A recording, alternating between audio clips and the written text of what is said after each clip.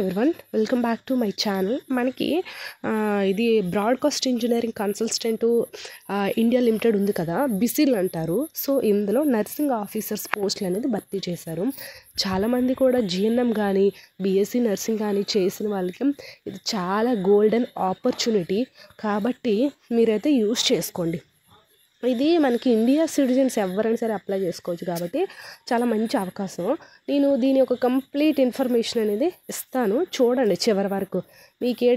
మీకేమైనా డౌట్స్ ఉంటే అడగండి, కామెంట్ చేయండి. అలాగే మీకు ఏ టైప్ ఆఫ్ జాబ్స్ కావాలో కూడా చెప్పండి.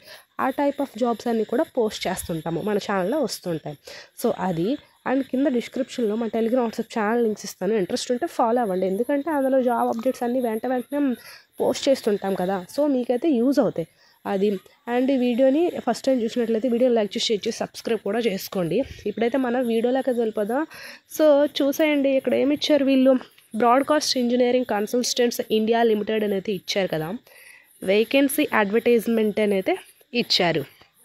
సో ఇక్కడ post of recruitment, evaluation criteria, age limit, monthly remunerations ఇట్లా డీటెయిల్డ్గా మెన్షన్ చేశారు, ఒక్కొక్కటిగా కూడా డివైడ్ చేసేసి. సో అయితే మనకి ఇక్కడ చూడండి, applications are invited offline mode for recruitment of the following manpower purely and contract basis for మనకి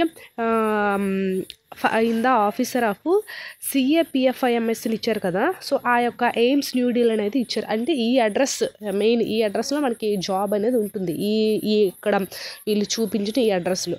సో అది అయితే మనకి ఇందులో మొత్తం చూడండి, నర్సింగ్ ఆఫీసర్స్ 171, చాలా ఎక్కువగానే ఈసారి రిలీజ్ చేశారు. సో మనకి 170 ఉన్నాయి. ఇందులో unreserved 92, OBC 40, SC 25, ST 30. So ఇట్లా క్యాస్ట్ వైజ్గా డివైడ్ చేసేసారు వీళ్ళు. సో అన్రిజర్వ్డ్లో 92 ఉన్నాయి కదా. సో ఫస్ట్ మనకి ఓసీ క్యాండిడేట్స్ ఉంటారు కదా, వాళ్ళకి మొదట ప్రాధాన్యత ఇస్తారు, ఓసీ క్యాండిడేట్స్కి అన్రిజర్వ్డ్లో. అండ్ నెక్స్ట్ ఇంకే క్యాస్ట్ వాళ్ళని అప్లై చేసుకోవచ్చు. అంటే మీరు యువతల మీ క్యాస్ట్లో ఉండే వేకెన్సీస్కి అప్లై చేసుకోవచ్చు, ఈ అన్రిజర్వ్డ్లో ఉండే వేకెన్సీస్ కూడా మీరు అలా అప్లై చేసుకోవచ్చు. సో అలా మీకు అయితే యూజ్ ఉంటుంది. బట్ ఓసీ క్యాండిడేట్స్కి మాత్రం అట్లా లేదు, ఓన్లీ ఈ అన్రిజర్వ్డ్లో ఉండే పోస్టులు వేకెన్సీస్కి మాత్రమే అప్లై చేయాలి. సో అది అయినా వాళ్ళకే ఎక్కువ ప్రిఫరెన్స్ ఇస్తారు, ఓసీ క్యాండిడేట్స్కే, తరువాత మిగతా వాళ్ళకి ప్రిఫరెన్స్ అనేది ఉంటుంది. సో ఇవి వేకెన్సీ 170. అండ్ ఇక్కడ మనకి ఎడ్యుకేషనల్ క్వాలిఫికేషన్స్ ఏమడిగారు, ఫస్ట్ ఆఫ్ ఆల్ చూడండి,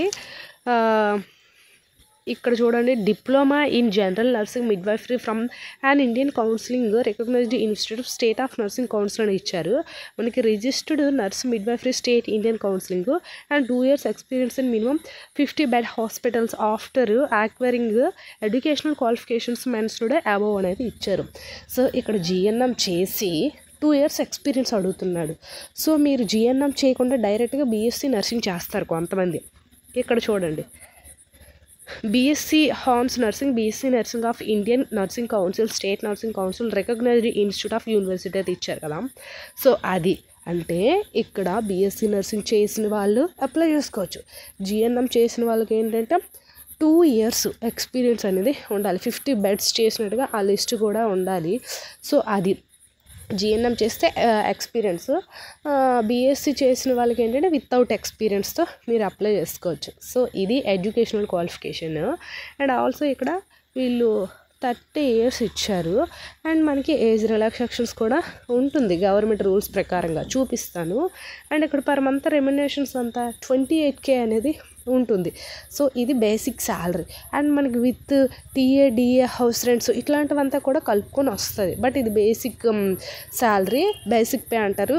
ఇది 28K అనేది ఉంది. సో అది. అండ్ ఇక్కడ మనకి చూడండి ఏమిచ్చారు, ఇక్కడ selection will be made as per the prescribed norms and requirement of job అని ఇచ్చారు. Preference will be given local candidates who have work experience in the same similar department.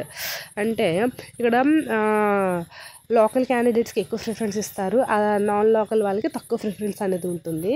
So అదొకటి mention చేశారు. And ఇక్కడ చూడండి, ఇంటర్వ్యూకి కానీ document verifications చేసేటప్పుడు TA ఉండదంట. సో అదొకటి వీళ్ళు ముందుగానే ఇక్కడ చెప్పారు. So applications must be submitted offline mode only for the above post. ఇవి ఏంటంటే ఓన్లీ ఆఫ్లైన్లో మాత్రమే అప్లై చేయాలి, ఆన్లైన్లో అప్లై చేయడానికి అయితే లేదు.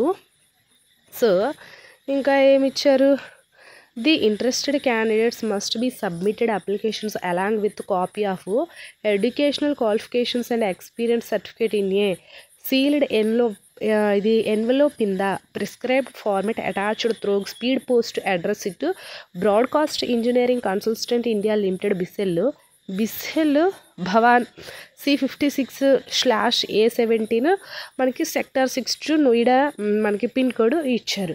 సో ఎవరైతే ఇంట్రెస్టెడ్ క్యాండిడేట్స్ మీకు ఇంట్రెస్ట్ ఉంటుందో అలాంటి వాళ్ళు కూడా ప్రతి ఒక్కరు ఆఫ్లైన్లో స్పీడ్ పోస్ట్ ఉంటుంది కదా, నార్మల్ పోస్ట్ వేరు స్పీడ్ పోస్ట్ వేరు.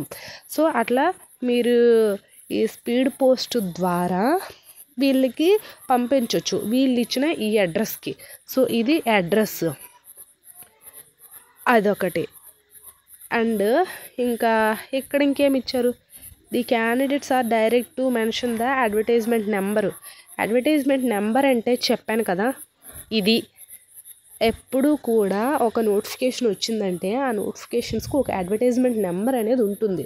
ఆ అడ్వర్టైజ్మెంట్ నెంబర్ అనేది వెయ్యాలి. ఎందుకంటే వాళ్ళు చాలా అంటే ఇప్పుడు ఏ రిక్రూట్మెంట్ అయినా చాలా జాబ్స్ ఆ సంస్థలో రిలీజ్ చేస్తారు. కాబట్టి ఆ రిక్రూట్మెంట్ యొక్క అడ్వర్టైజ్మెంట్ నెంబర్ అనేది చాలా యూజ్ అవుతుంది కాబట్టి అది ఖచ్చితంగా అడుగుతారు.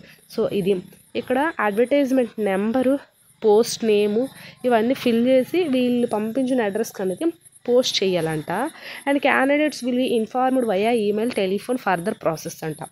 సో మీరేంటి మీ యొక్క certificate xerox copies with Aadhaar, basic information, ఒక అప్లికేషన్ ఫామ్ అన్నీ పెడతారు కదా.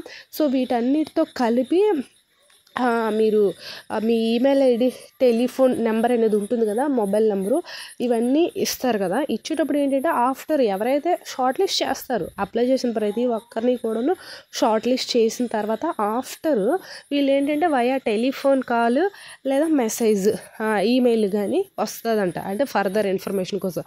అండ్ మనకి సెలెక్ట్ అయితే వాళ్ళకి మెయిన్ వచ్చేసరికి ఏంటంటే ఇంటర్వ్యూ ఉంటుంది, డాక్యుమెంట్ వెరిఫికేషన్ అయితే ఉంటుంది. మెయిన్ ఈ రెండు. సో ఈ ఇంటర్వ్యూ, డాక్యుమెంట్ వెరిఫికేషన్స్ కోసం మెయిల్ కానీ ఫోన్ కానీ మెసేజ్ కానీ చేస్తారంట. అది సెలెక్ట్ అయిన క్యాండిడేట్స్కి. ఇది ఇక్కడ వీళ్ళు మెన్షన్ చేశారు. అండ్ మనకి ఇక్కడ లాస్ట్ డేట్ ఎప్పుడు ఇచ్చారు, ఈ February 4th last date. So కాబట్టి ఈలోపు ఎప్పుడైనా సరే మీరు ఇంట్రెస్ట్ ఉండేవాళ్ళు అప్లై అనేది చేయండి. సో ఇది అండి. ఐ హోప్ ఈ వీడియో మీకు ఇన్ఫర్మేటివ్గా ఉంటే లైక్ చేసి, షేర్ చేసి, సబ్స్క్రైబ్ కూడా చేసుకోండి. అండ్ మన టెలిగ్రామ్ వాట్సాప్ ఛానల్ లింక్స్ ఇస్తాను, అందులో కూడా జాయిన్ అయిపోయింది. Thanks for watching this video.